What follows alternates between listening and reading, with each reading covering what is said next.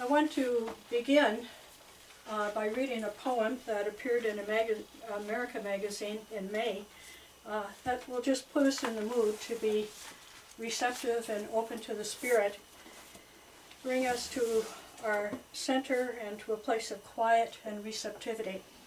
It's titled Suscipe, which in Latin means accept, O Lord. It's the Benedictine profession phrase, Suscipe me Domine. It's from Psalm 119. You know me, and you love me, dark and light. You know my shadows and my meteors, eclipses, supernovas, all are yours. You know my good and evil. In my night you blaze stars. Take my fervor and my will, my comprehension and my memory. I beg you to enthrall my liberty. Please drain me so that you alone will fill my spirit. I know loving takes its toll. Relentless love had left me in despair, but harrowed in my hell, I saw you there. Please take the shreds that are my weary soul. Inspire with your breath this barren sod to bloom and glorify you, triune God. I'll give you a copy of that later. One of my favorite quotations that I begin retreats and workshops with is from an unlikely source, Carlos Castaneda, who said, "We are wondrous beings in a wondrous universe." And I say that that's absolutely true. We are wondrous beings in a wondrous universe. A life with difficulties, struggles and so forth, and yet we are wondrous beings in a wondrous universe. Well, the title of this workshop is Soul and Spirit, Psyche and Spirit. And I'd like to say that what brought me to this topic is that over the last 5 years I've given a retreat to a group of Jungian psychologists out in California, followers of the psychology of C.G. Jung, Carl Gustav Jung. And it's been one of the greatest experiences in my life because they were such a wonderful group to work with. And it allowed me to be creative. It was like an organist who finally gets to pull out all the stops and, I could just do what I wanted within a certain perimeter. And it was the whole 5 sets of talks that I gave over 5 years, 25 talks in total, dealt with the question of soul and spirit. And it really is inspired from an article written by a Jungian psychologist, James Hillman, who died about 2 years ago. The title of the article was Peaks and Veils. And the peaks in life are the spirit experiences, and the veils are the soul experiences.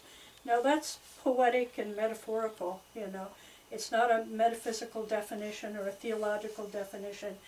But sometimes using metaphors and poetry and sort of right-brain things gives us deeper insight. And so, I'm not here to give you precise theological answers today, although, we can talk about theology and philosophy. But I want to talk more about the psychological, experiential sides of soul and spirit. And I think it's important for all of our spiritual lives to understand this and to deepen our insights into psyche and spirit and their interrelationship, the interface that is between the two. And it's also important, I think, to help understand the challenge of our society, what's happening in our society, our culture. In a sense, we've become a soulless culture to some extent. And loss of soul, which is a term that comes out of anthropology, is something that contemporary writers are talking about in terms of contemporary experience, that people feel that they've lost a sense of meaning and integration. And I'll give you some of the symptoms of soul loss in a moment, but I want to give some foundational material first. So it's important for our personal lives, for our personal spiritual journey, and it's important for our society, because I have to say that in the many, many groups that I speak to, there's a great deal of concern about the disintegration of our culture and sort of the lostness that many people are experiencing. We can discuss all of that as we go on. So I'm going to begin with some sort of introductory remarks or foundational remarks about the psychology of Jung. I know some of you have a considerable background in understanding Jungian psychology, and some of you perhaps just know the term and that's it. And of course this could be a whole course, you know. It could be a whole semester's course, so I'm trying to telescope this and give you the basics, but also tell you why it's important, and I think that's a significant thing, why it's important. All right. I mentioned that the group that I spoke to in California were Jungians, which means that they are psychologists trained in the psychology of C.G. Jung.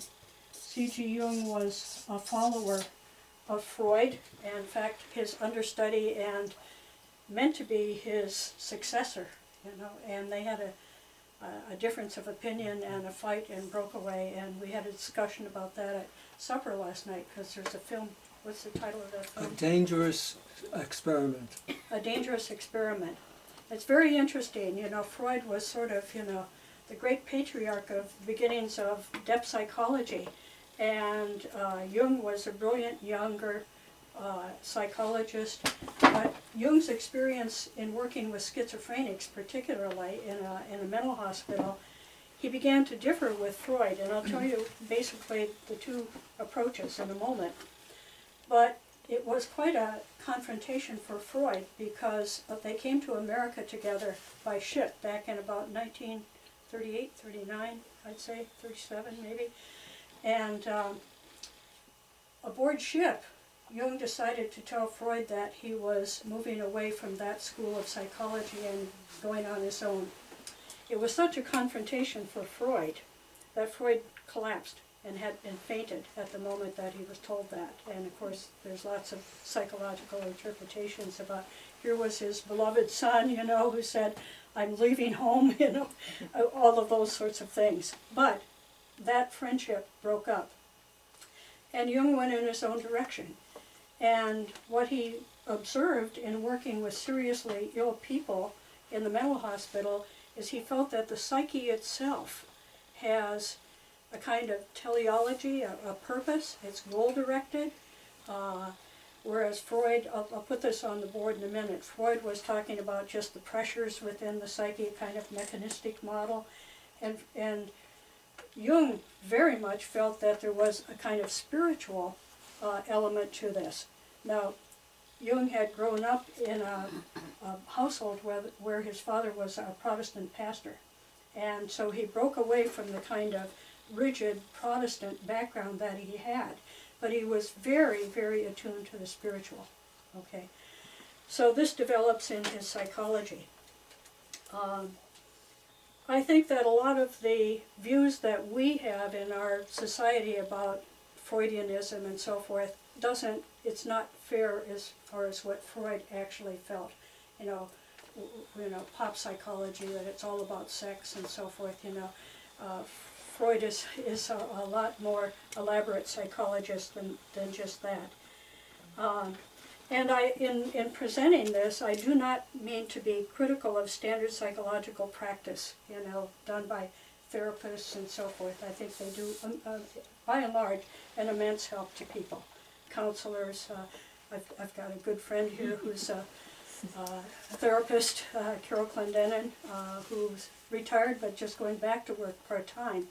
All of this, you know, comes out of that heritage of Freud, and then going to the next generation that were trained by Freud, Karen Horney and object relations. All of this is, you know, of value. But the Jungians took a far more, what I would call, transpersonal approach. That it's not just about, you know, limiting the impact of a neurosis in your life, but it's also about a movement towards wholeness, integration, spiritual meaning, and so forth. There's a whole field of psychology nowadays called the third force, which is transpersonal psychology. You can even get a degree in it up at Portland, no, not Portland, Oneonta. I could give more comments on it, but certainly Jung's view of the psyche and psychological development and health and so forth is transpersonal, that there's something more to life than just the ego and success.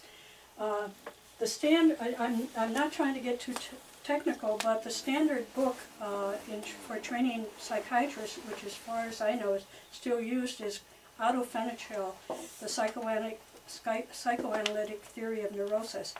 And it defines psychological health as, let's see if I wrote it down. I used to know it by heart. To function normally in society. To function normally in society is supposedly psychological health. Well, let me ask you, was Adolf Eichmann? Yeah. Adolf Eichmann, was he functioning normally in society? Yeah, I think he was within National Socialism and the kind of group that he was in. He was very successful, but he was demonic, he was a tragedy, okay?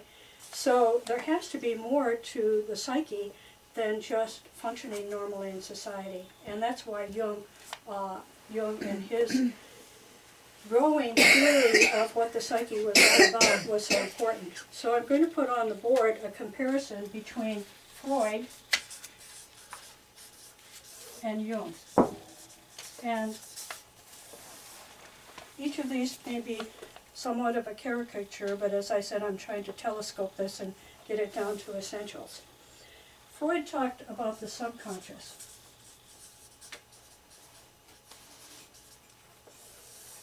That, we're born and we develop this ego slowly, but we learn because of society values and so forth to repress things. So the two things that are especially repressed, according to Freud, are sexual instincts and anger and violence and so forth, Well, in a sense, that goes back to Aristotle, who talked about the irascible and appetitive appetites, It's human nature, okay? But there's a lot more to humanity than just that. And so Jung began to use another term, the unconscious. Not the subconscious, which is, where you kind of put things that are unacceptable in society. But that there's an energy that comes up from the depths, okay? It's not, well, let me go on about this. In this, the ego is primary, consciousness is primary, and the subconscious is like what's not allowed into consciousness, okay? And that's what creates neuroses, Our woundedness, our shame, all of that, gets buried, okay? This is Freud. Jung says that the depth, the unconscious is primary, and consciousness emerges out of it. And that this is not just negative, but it's also positive, okay? And it expresses itself in what he calls the archetypes. Patterns of psychological energy that are common, okay? I'll explain that a little bit later. Okay, another distinction. For Freud, the subconscious is a can of worms. Now, I'm sure there were Freudians here, they'd say, oh, that's unfair, But in a way, it is true. It's a can of worms. It's all the nasty stuff, It's the things we learn to repress, okay? And that can cause mental difficulties. Well, partially that's true because, look, in the charismatic world, they talk about the healing of the unconscious, charismatic healing. And so the unconscious, subconscious is a kind of can of worms from the Freudian point of view. In the Jungian point of view, it's a treasure trove.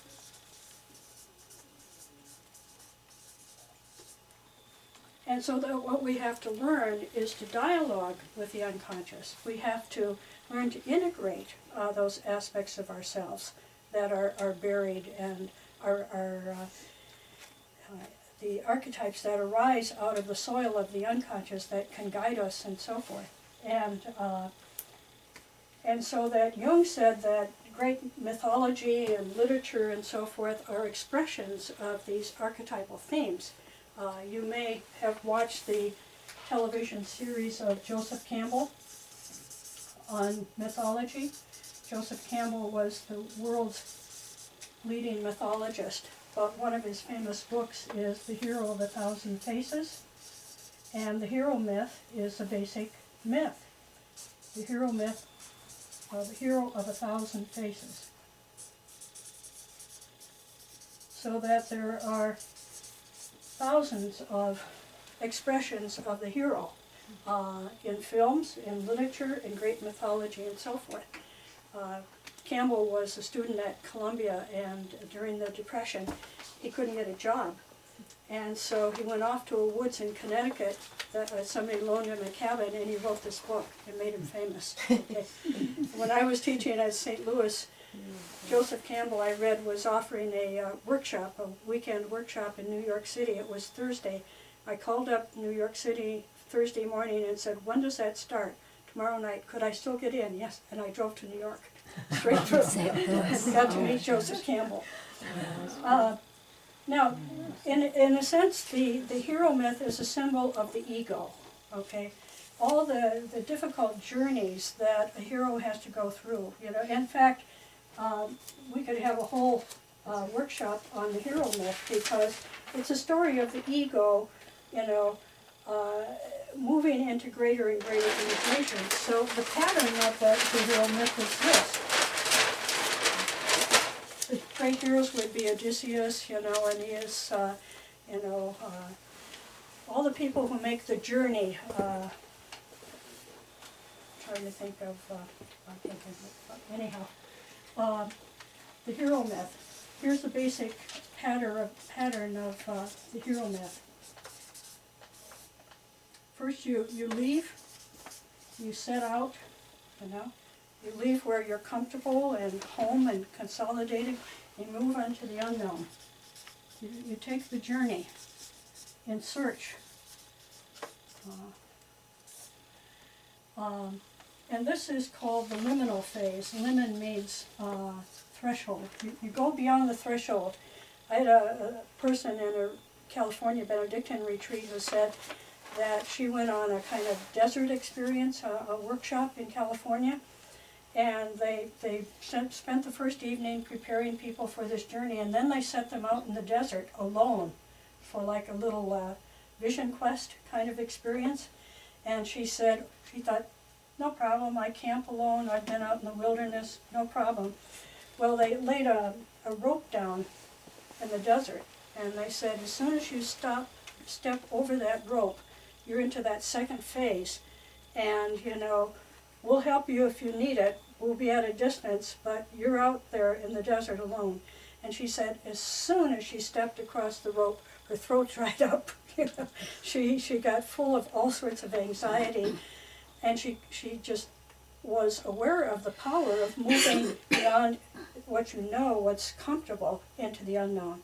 And that's an inner experience in all of us, you know, that we'd like to remain comfortable and consolidated and with our certain beliefs, and then to be pushed out into the new and the unknown and so forth can be rather disconcerting, okay? So, but the third element of the hero myth is return, reintegration, to come back with deeper wisdom or a new sense of the self. So, for example, initiation rituals in tribal societies like in Africa, usually with adolescents, you know, adolescent boys particularly, they take them away from the tribe, you know, and away from the familiar into the liminal experience. The medicine men instruct them, they maybe go through rituals and so forth, but they come back as adults, okay? So it's a symbol of, not a symbol, but also a ritual and process of transformation. That the hero myth is about transformation. It's about psychological growth, and it's about spiritual growth. And so inner transformation also brings about a deeper sense of identity or a new sense of identity. So Abram becomes Abraham, Jacob becomes Israel, Saul becomes Paul, in monastic life and religious life, traditionally, a person's given a new name. I wasn't born with the name Donald, I can assure you. It was my name given me in monastic life. So, it's taking on a new name to represent that new identity. The guru in India, when he initiates a Brahmin, a child, gives the new name, representing the new spiritual identity that's developing. All right. So this is an example of the themes in myth and literature, and I think another great example of it is film in our day and age. There are many archetypal themes and archetypal images that appear in myth, literature, film, and so forth. They can be powerful inner experiences. That's why you will find people talking about a film and saying, notice the wording, oh, it was so soulful, or some experience of nature, it was so soulful, Watch how the word soul is used in our society. Sometimes it's used in a kind of trivial sense, like Kia has, the Korean car, has a car now called Soul, the soul car. But we talk about soulmates, soul food, soul music, So there are films that are soulful. When I was out in Minnesota in November, I saw Lincoln. And wow, that experience of watching Lincoln for me, I still haven't figured out why it was so powerful, except that I'm very introverted and Lincoln was so introverted, It was like watching myself, I can't tell you how I went away from that film, and for a week I was preoccupied with the images, and it was a heavy, heavy experience for me, positively and negatively. I couldn't, it was a mirror. I saw something of myself in it, I guess, I don't know. But we could all list films that for us have been very favorite films that are soulful, that stretch us, stretch our soul, that are deep human experience. And, so that's an example of soul. All right. So the whole, get back to this comparison of Freud and Jung. For Freud, he was a medical doctor who turned to psychiatry, created psychiatry.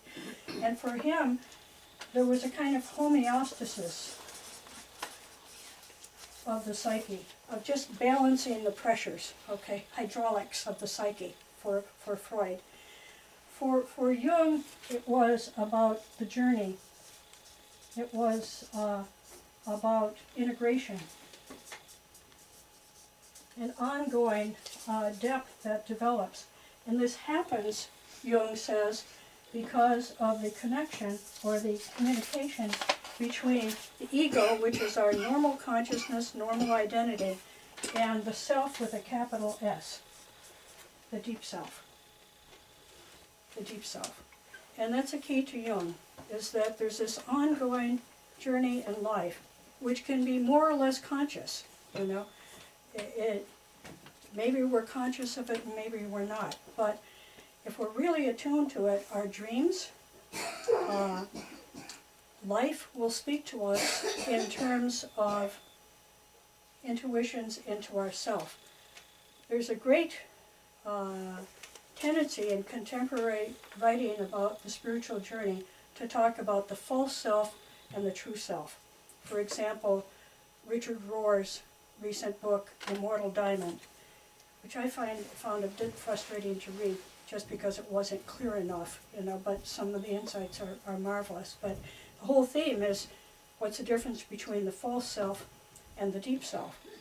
Well, I used to talk about that a lot, but I don't so much anymore because people feel that the false self means negative. I don't think our ego is just negative. I mean, the ego is necessary for managing life, and it can be absolutely essential for deeper spiritual integration. So I'm a little bit hesitant about using the language of the false self. Thomas Keating, and I'm speaking to those people who have more of an more exposed to Catholic spirituality. Thomas Keating talks about the false self system, okay? Things in us that need to be, to use the word redeemed, graced, reintegrated. St. Augustine talked about the spiritual journey as reordinavit in caritatem, to be reordered in charity, okay, healed, okay, loved into this deeper person and deeper identity. And so what Jung would say is that we have to attune ourselves to this deeper level of the psyche and how it expresses itself, because it expresses itself in the language of symbols and metaphors. Those symbols are the archetypes, okay? So let me tell you an example. When I first began to read Jung when I was in graduate school, I was just reading on the side of my extra courses because some of my professors had mentioned Jung. I started reading Jung one day. That afternoon, I took a nap and I had a dream of being on a train with myself and, what's the name of that? Sort of country rock star from Minnesota, Bob Dylan. Bob Dylan. Bob Dylan was there, and I forget who else. And then right across from me, it was a card table, which was square. Interesting. Right across from me was Jesus Christ with a cowboy hat on. And I had gotten the point that afternoon that the psyche speaks. I thought, well, the psyche speaks in strange symbols.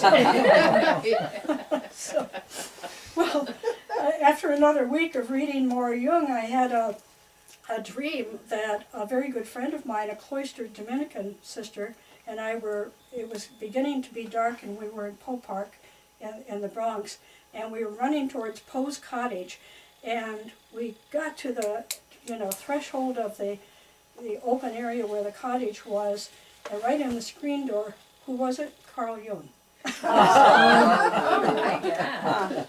So you see how the psyche speaks, that dreams are not just, capricious and so forth, that often, or sometimes at least, the psyche will really speak in important ways, and be pointers in your life. So I have to say that when I have people for spiritual direction, I never ask them about their dreams. I don't think they have to keep a dream journal, but if they bring it up, I'm glad to talk about it. But, I don't think it's a sine qua non. And as a matter of fact, although I like Jungian psychology a lot and have gotten a lot of help myself from knowing about it, and I've used it to help other people in spiritual direction, I used to tell my classes at St. Louis, Jung is not necessary for salvation. Okay. So helpful but not necessary. Okay. Okay, so because Freud came out of the medical model, he wanted to solve the abnormalities and the sickness. And so his focus was on neuroses and problems and so forth. Jung shifted to a more positive view because he saw that even schizophrenics who were deeply, deeply fractured people could possibly point to their own wholeness and integration.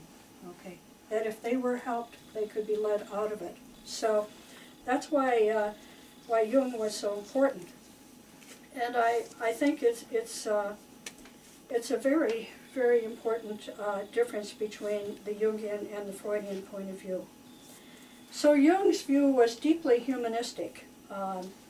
He was geared to understanding culture and literature and various religions and ancient systems such as alchemy, because he saw them as simple systems. He wasn't practicing alchemy, but he wanted to see in alchemy types of symbols that pointed to psychological truth. All right. Now, that's all foundational. It gives you somewhat of a basis for understanding Jung. Now I want to turn to James Hillman, which is sort of, he's the one who presents the challenge in our first talk.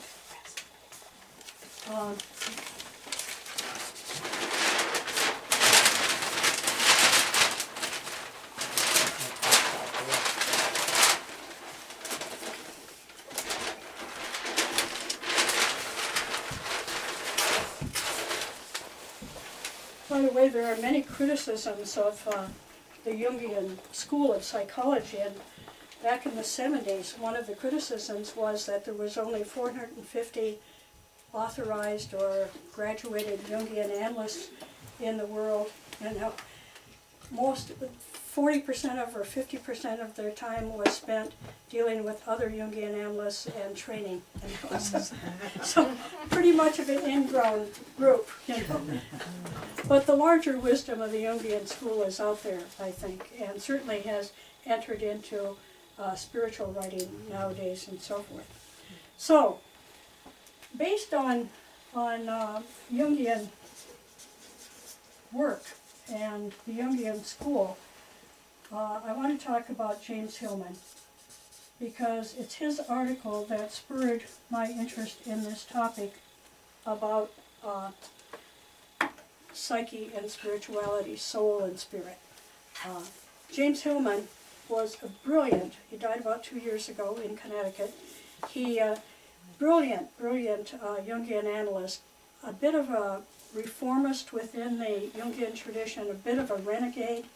I've heard stories that Jungians, analysts in training, would go to Hillman's house in Zurich, and above the fireplace he would have a portrait of Martin Luther. That was his great model. He was going to be the Martin Luther of the Jungian tradition and reform it. Okay, so he was an iconoclast and but brilliant. I mean, his writings are challenging but full of insight.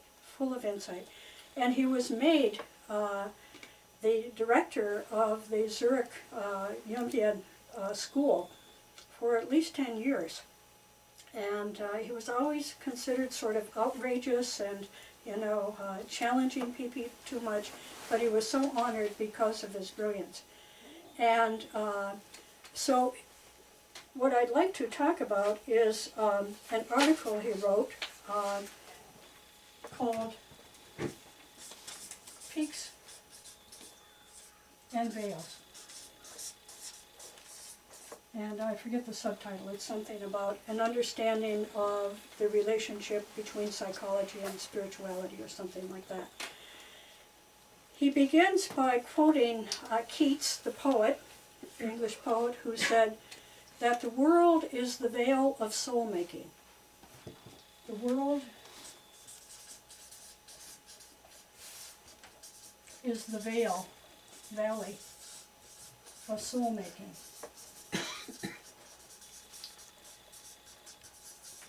That it is life experience, you know, our own individual journeys, which makes our soul, okay?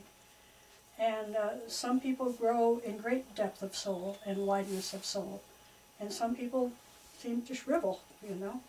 And, you know, Thoreau, the great American writer of you know, Walden said, the mass of men lead lives of desperation, you know, of quiet desperation, just, you know, just numbed by life, and, you know, that's maybe pretty pessimistic.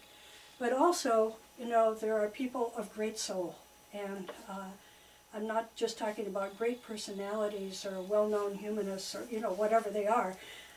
I can think of some of the older people that I've known in my life, two great friends in Binghamton who died, older ladies who were just wonderful, soulful people, you know. And if you would think about it, we could even take some time about who have been the soulful people in your life who've really influenced you. I love that term, soulful, because they're people of great human-heartedness. I had the privilege of living at the Catholic Worker in New York City for a whole year from 69 to 70. And I knew Dorothy Day very well. And she's now, finally, the bishops have said that she's going to be on the road to canonization.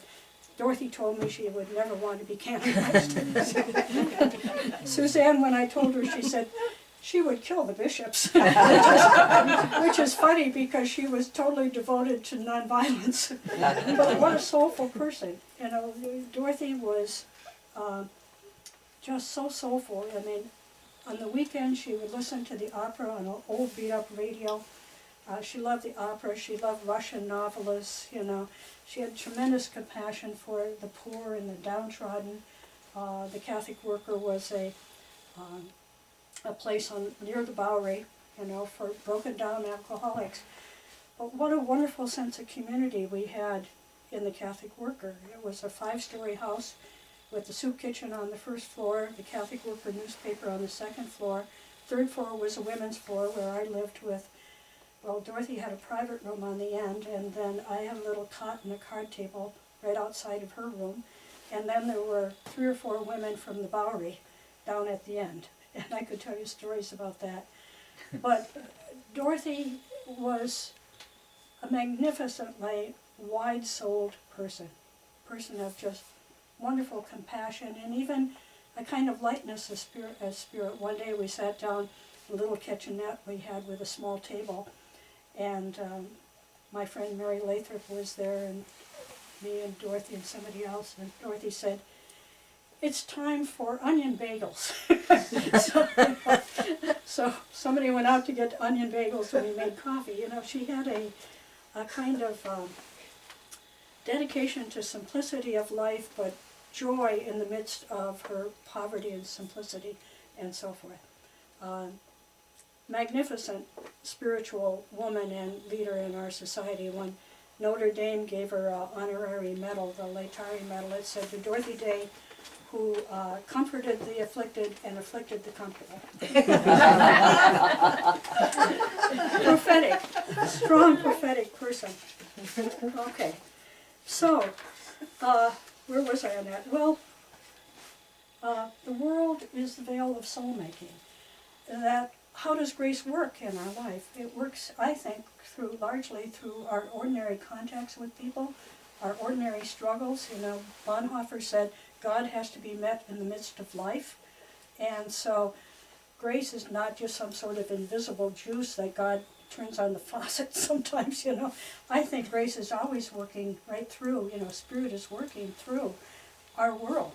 And one of the reasons we have a soulless world is that we have forgotten that Spirit, is abroad in nature and in cosmos.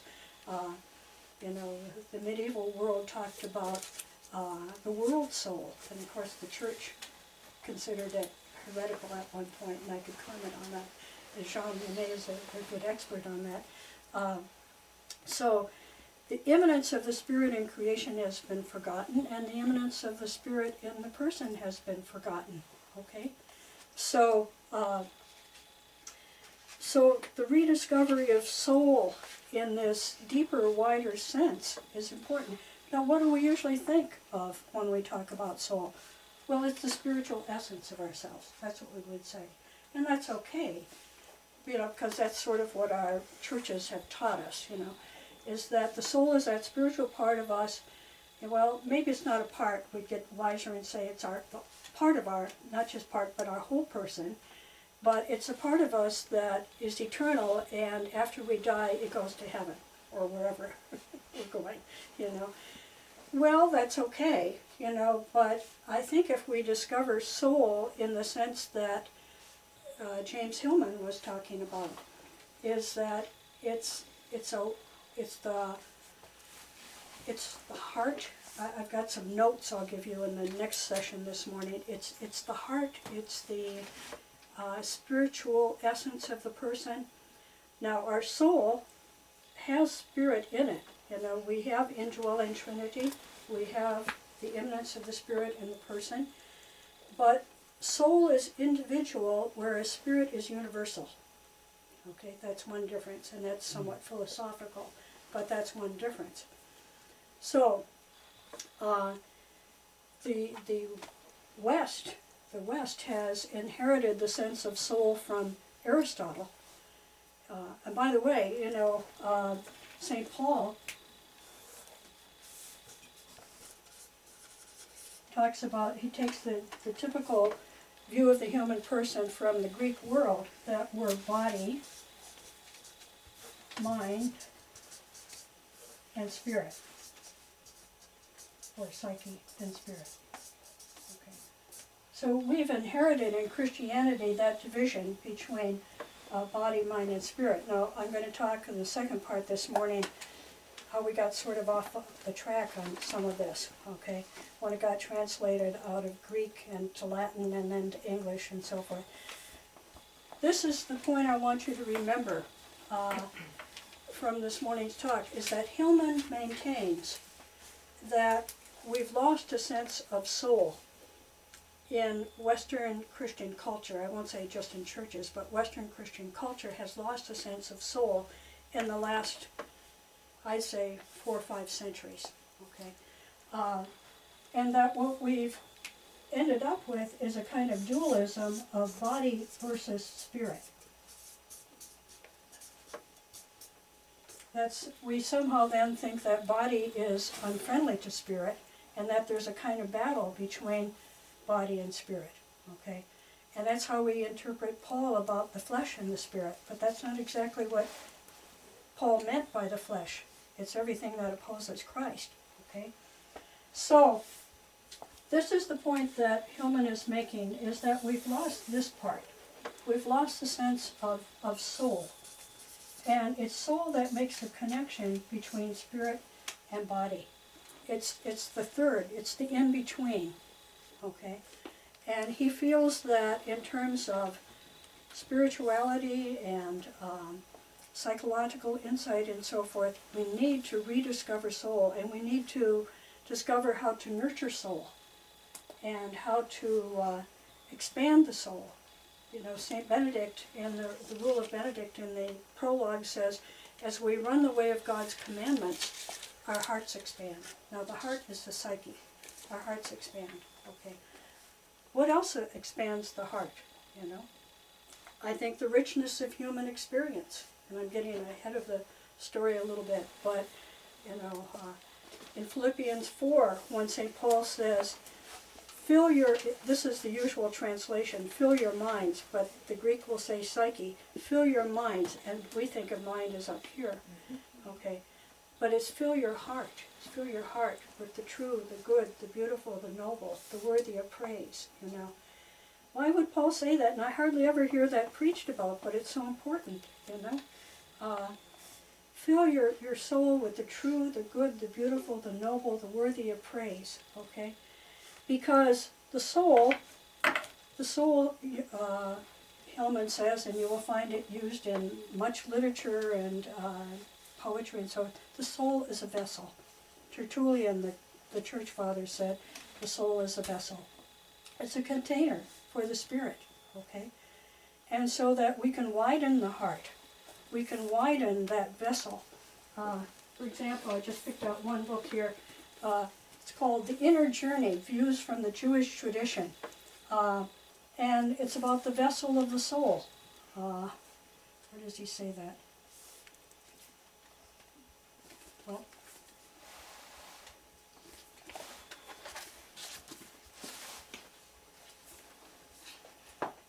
someplace here. You know, it uses the word vessel to describe what the soul is. And so that if the world, our life in the world, our life is about soul making, okay? It's what gives us the opportunity to grow in depth and inwardness and centeredness and so forth. This is part and essential to the true psychological spiritual journey. All right, maybe we should take a break for 10 or 15 minutes, and then I'm going to come back to deal more specifically with body, mind, spirit. You know, this word soul making became very popular because of Hillman in the 70s. And so when I was doing my dissertation, I used the word soul making. All the readers of my dissertation challenged me on the word soul making. Not on the idea itself, but on whether it's spelled soul making or soul dash making, or one word. Oh, no. So Which was it? I think I ended up doing it with a hyphen, soul dash making. You know. But it's this whole experience of growing in depth and inwardness and so forth. And you can find it in a lot of classic spirituality, but it's true it kind of diminishes, you know, as we grow into modernity and so forth. So.